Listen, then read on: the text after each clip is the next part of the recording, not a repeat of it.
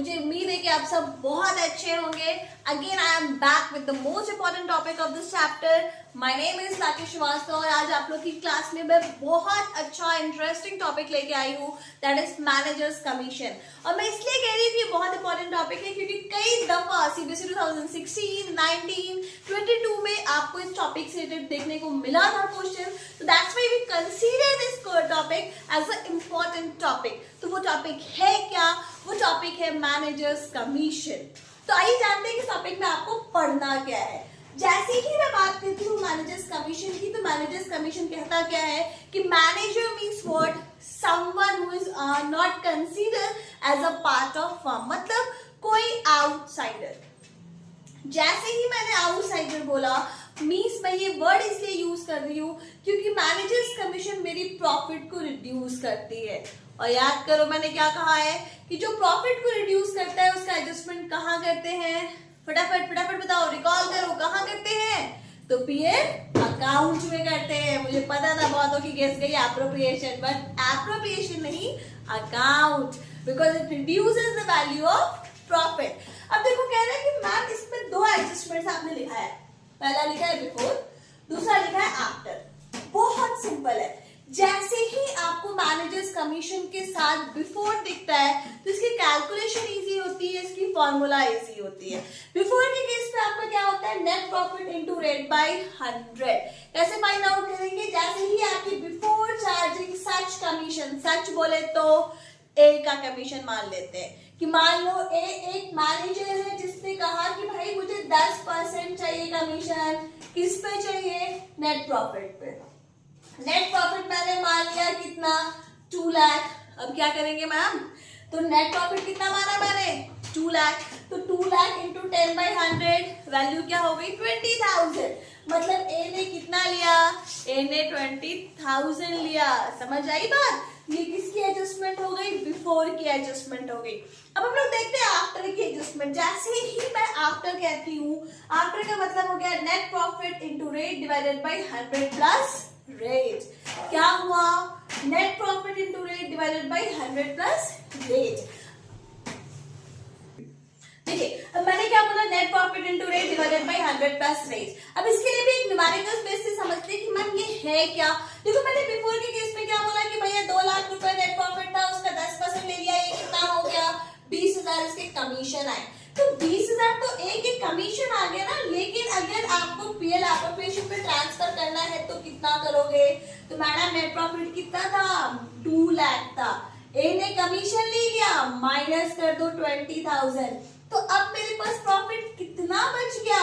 1,80,000। इस 1,80,000 को आप क्या करोगे?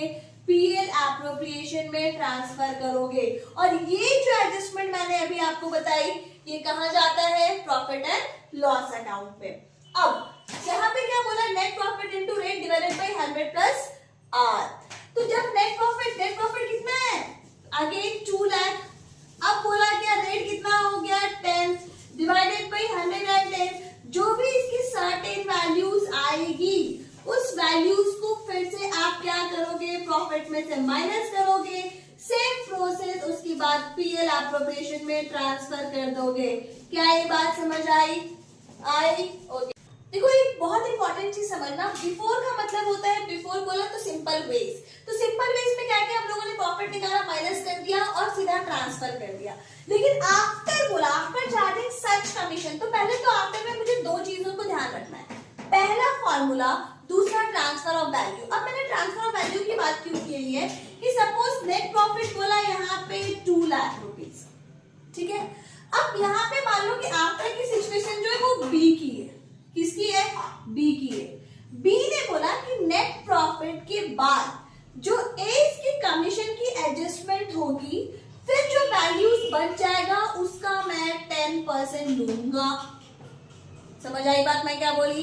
क्वेश्चन में लिखा होता है कि after what will be the adjustment given in the question, तो वो दिया रहेगा कि आफ्टर चार्जिंग एज कमीशन, बीस कमीशन इज 10% पर एनम। तो अब ये आफ्टर का लॉजिक क्या है मैम? बहुत सिंपल है। तो आफ्टर पहला तो फॉर्मूला ध्यान में रखना है, दूसरा इसकी लॉजिक ध्यान में। देखो आफ्टर के केस में मुझे दो चीज ध्यान रखनी है। क्या? पहला फॉर्मूला, दूसरा एडजस्टमेंट। जैसे मैंने फॉर्मूला बोला आफ्टरवर्ड दिखा तो 100 प्लस रेट हो गया। दूसरा एडजस्टमेंट बोले तो क्या मैम? एडजस्टमेंट बोले तो ये कि क्वेश्चन में आपको देखने को मिलता है कि नेट प्रॉफिट दिया हुआ है आपका 2 lakh rupees, after charging as commission B is charging 10% per annum. After charging as commission मतलब कहता क्या है कि ए की कमीशन की जो वैल्यूज होगी उसको आप माइनस करोगे, किस में से? उसको आप माइनस करोगे 2 लाख में से। Net profit minus as commission, as commission हम लोगों ने निकाला था ना अभी 20,000, तो ये कितनी हो गई वैल्यू? 1,80,000। मतलब ये जो वैल्यूज आपको इंप्लीमेंट करना है, ये फॉर्मूला जो आपको इंप्लीमेंट करना है वो किस पे करना है? 1,80,000 पे। बात समझ आई? 1,80,000 इंटू 10 डिवाइडेड बाई 110। जरूरी नहीं कि क्वेश्चन में आपको हमेशा कमीशन वर्ड ही दिखेगा, हो सकता है after charging, interest on capital, salary, तो जो भी चीजें वहां रहेगी उसकी वैल्यूज को पहले आप माइनस करोगे, उसके बाद आप आफ्टर वाला फॉर्मूला पुट करोगे और वैल्यूज को फाइंड आउट करोगे। देखो नेक्स्ट टॉपिक आपका है इस कंटेंट में, वो है आपका पार्टनर्स कमीशन। अभी बोलोगे मैम मैनेजर्स कमीशन, फिर क्या देखा? Partners commission.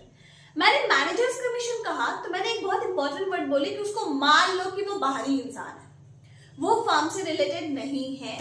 तो फर्म से रिलेटेड नहीं है तो उसकी एडजस्टमेंट हम कहां करते हैं? प्रॉफिट एंड लॉस अकाउंट में। पार्टनर, मेरे यारा सब कुछ तुम ही हो, तो पार्टनर से ही मेरी फर्म बन रही है। तो पार्टनर क्या कभी बाहरी हो सकता है क्या? नहीं मैम, बिल्कुल नहीं हो सकता है। वो मेरा जिगरी यार हो सकता है, वो मेरा अपना हो सकता है। तो जब वो अपना है तो उसकी जितनी भी एडजस्टमेंट्स होगी, चाहे वो बिफोर हो चाहे वो आफ्टर हो, प्रोसेस आपका सेम होगा, लेकिन इसकी जो एडजस्टमेंट आप शो करोगे वो कहां करोगे? पीएल एप्रोप्रिएशन में। बहुत सिंपल सी बात है, याद रखना है आपको कि मैनेजर बोला तो मैनेजर कहां गया? पीएल अकाउंट में। पार्टनर बोला तो पार्टनर कहां जाएगा? पीएल एप्रोप्रिएशन अकाउंट में। क्योंकि पार्टनर्स कमीशन के केस को हम डिस्ट्रीब्यूशन मानते हैं, इसको हम रिडक्शन इन प्रॉफिट मानते हैं। इसे डायरेक्ट न्यूमेरिकल्स देखो। चलो देखिए, अब हम लोग उसे एक न्यूमेरिकल्स देखते हैं, पार्टनर कमीशन टॉपिक से ही देख रहे हैं कि ए एंड बी दो पार्टनर थे जिनकी प्रॉफिट शेयरिंग रेशियो क्या थी? 3:2। कैपिटल था 5 लाख 2.5 लाख, ठीक है मैडम। इंटरेस्ट ऑन कैपिटल कितने हैं? 10% पर एनम, ठीक है। एज कमीशन 10% और net profit before charging any commission. मुझे किस पे फोकस करना है? बिफोर और आफ्टर वाले एडजस्टमेंट्स पे। तो मैंने कहा बिफोर चार्जिंग एनी कमीशन, किसके केस में? एज के केस में। फिर सेकेंड लाइन में क्या लिखा है? बीस कमीशन 8% ऑफ नेट प्रॉफिट, ठीक है। बी की बात कर रहे हैं, कितना परसेंट है net profit? 8%। The most important word after charging all commission, ठीक है मैडम। ए ने क्या बोला? सीधा सीधी मुझे दे दो भैया इंटरेस्ट, 10% का मुझे कमीशन दे दो, इस पे प्रॉफिट पे मुझे और कोई लफड़ा नहीं चाहिए। बी कहता मुझे लफड़ा चाहिए, तू लफड़ा कर। कैसा लफड़ा कर? आफ्टर वाला लफड़ा कर। किसके साथ कर? चार्जिंग कमीशन के साथ कर। अब देखो बहुत सिंपल है, ए की केस में दिमाग में क्वेश्चन आ गया बिफोर। फॉर्मूला कौन सी आई? Net profit into rate by 100। After बोला तो फॉर्मूला कौन सी आई? Net profit into rate by 100 plus R.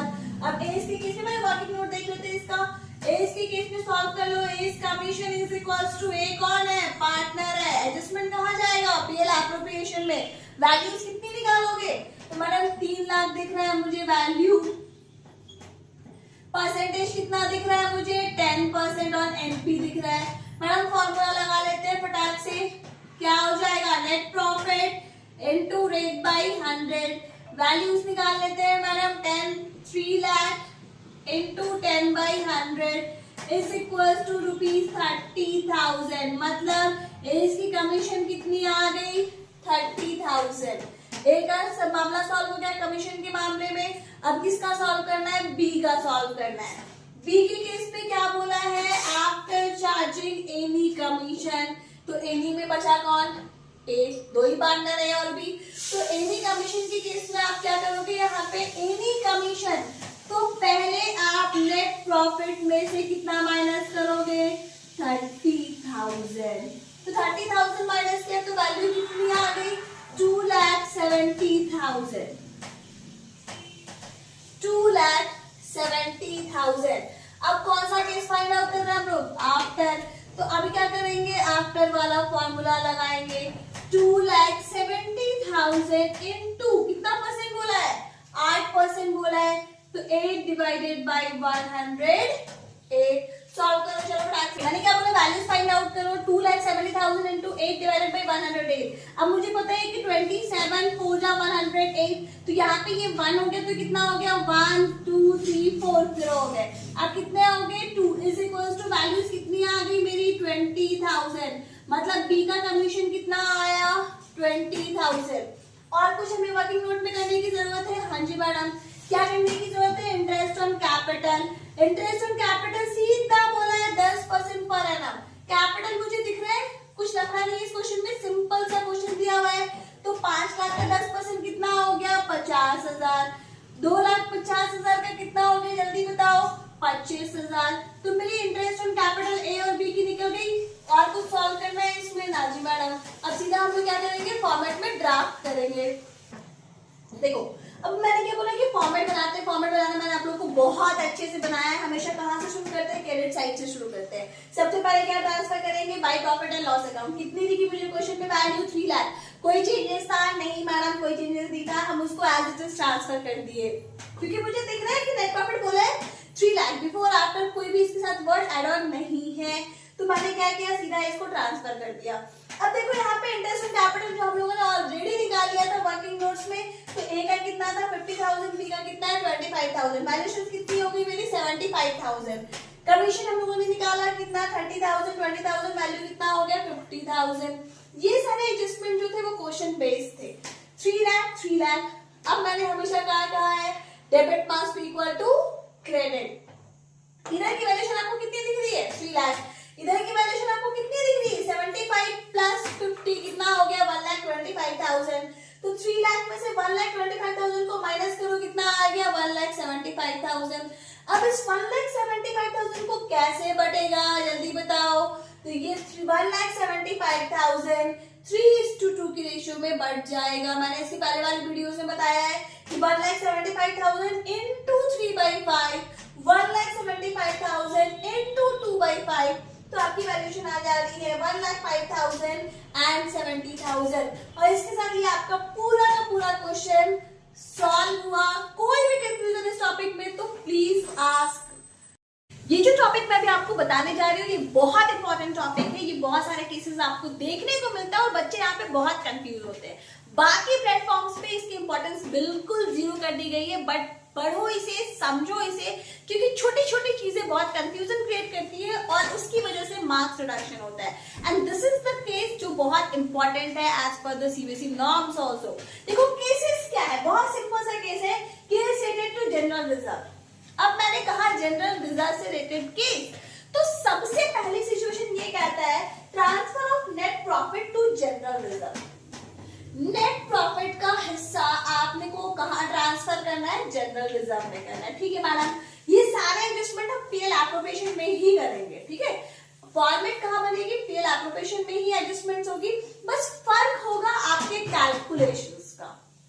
अब देखो पहला कहा transfer of net profit to general reserve. इसमें क्वेश्चंस कैसा देखने को मिलता है, आपको देखने को मिलेगा पहली जो सिचुएशन है वो ये है transfer of net profit to general reserve. अब जैसे ही मैं कहती हूँ transfer of net profit to general reserve, मतलब ये बहुत नॉर्मल सिचुएशन है, बहुत सिंपल सा केस है। इसमें होता है क्या है कि सपोज दिया हुआ है आपका 2 लाख नेट प्रॉफिट। अब इसमें सीधा सीधा क्वेश्चन में बोल देगा कि 10% value of NP transfer to general reserve. 10% value of NP transfer to general reserve. तो ये बहुत सिंपल है। क्या करेंगे, हमारा नेट प्रॉफिट कितना है 2 लाख। 2 लाख का 10% निकालिए तो कितना हो गया 20,000। मतलब जनरल रिजर्व पीएल एप्रोप्रिएशन पे जब आप फॉर्मेट बनाओगे तो 2 साइड में किस नाम से दिखा दोगे, 2 जनरल रिजर्व वैल्यूएशन कितनी दिखाओगे 20,000। ये तो सिंपल सिचुएशन था। दूसरा कहता है transfer of divisible profit to general reserve. क्या कहा, क्या कहा, डिविजिबल प्रॉफिट। यहां क्या बोला था, नेट प्रॉफिट। मैडम फर्क क्या है दोनों में, डिविजिबल प्रॉफिट और नेट प्रॉफिट में। डिविजिबल प्रॉफिट कहता है कि नेट प्रॉफिट में से जब आप सारे एडजस्टमेंट्स को माइनस कर देते हो और जो वैल्यूज बचती है उसको हम कहते हैं डिविजिबल प्रॉफिट। कुछ नहीं समझा मैम, क्या बोल गए आप? देखो अब मैंने बोला यहाँ पे एनपी कितना है, 2 लाख।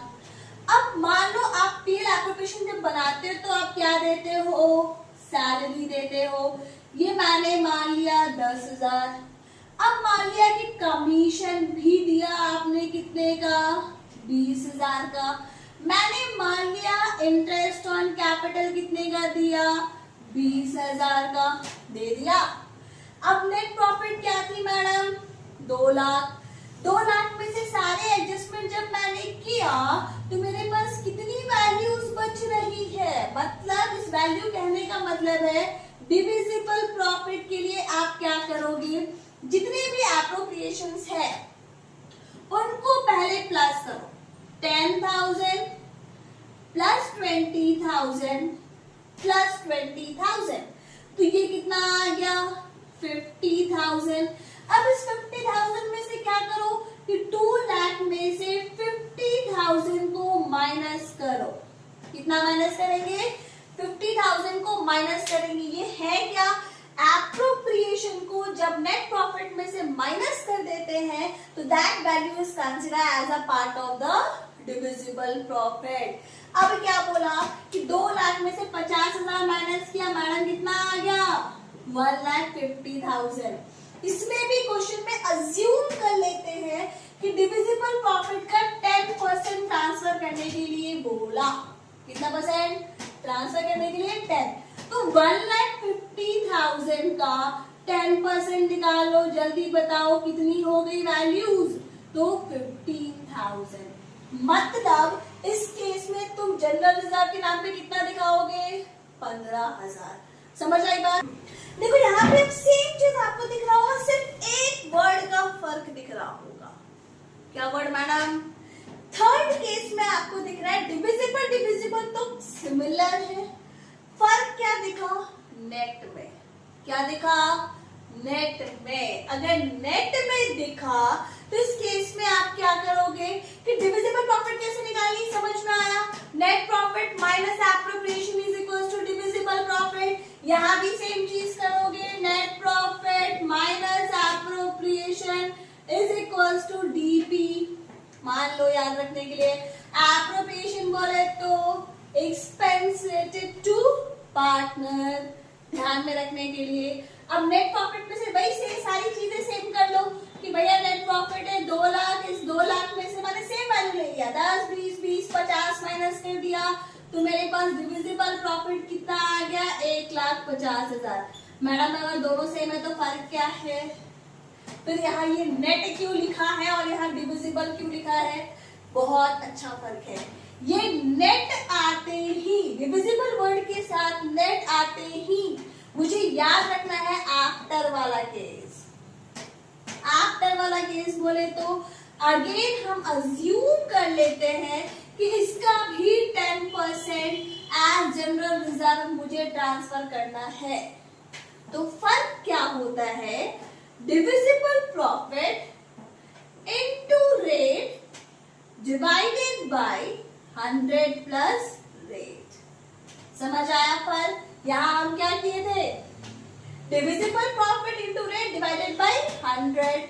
यहाँ हम लोगों ने क्या किया, divisible profit into rate divided by 100 plus rate. मतलब क्या हो जाएगा, 1,50,000 इनटू 10 डिवाइडेड बाय 110।